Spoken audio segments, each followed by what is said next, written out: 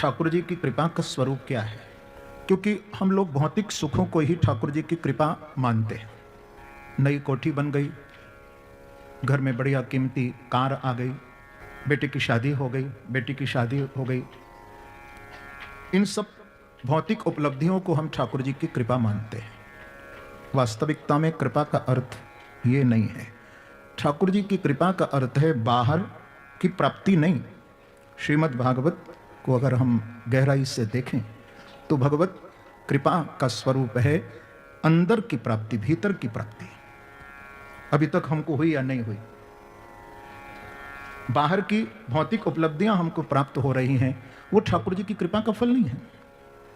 किसी को बाहरी सुखों की प्राप्ति न हो और भीतर की तृप्ति बनी रहे तो ध्यान रखना कि आप पर ठाकुर जी की बहुत बड़ी कृपा हो गई है। क्योंकि पुरुषार्थ और जो प्रारब्ध से आपको प्राप्ति तो संभव है, पुरुषार्थ से, अपने प्रारब्ध से आपको सब कुछ प्राप्त हो सकता है, लेकिन उन सब को प्राप्त करने के बाद भी हमारे अंदर यदि अभी तक तृप्ति नहीं हुई है, हम अंदर से यदि तृप्त नहीं है, तो ठाकुर जी की कृपा अभी तक नहीं हुई।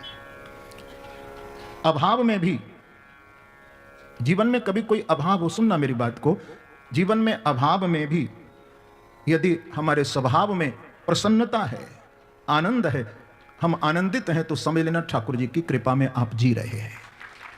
ठाकुर जी की कृपा है, यही कृपा का ठाकुर जी का स्वरूप है।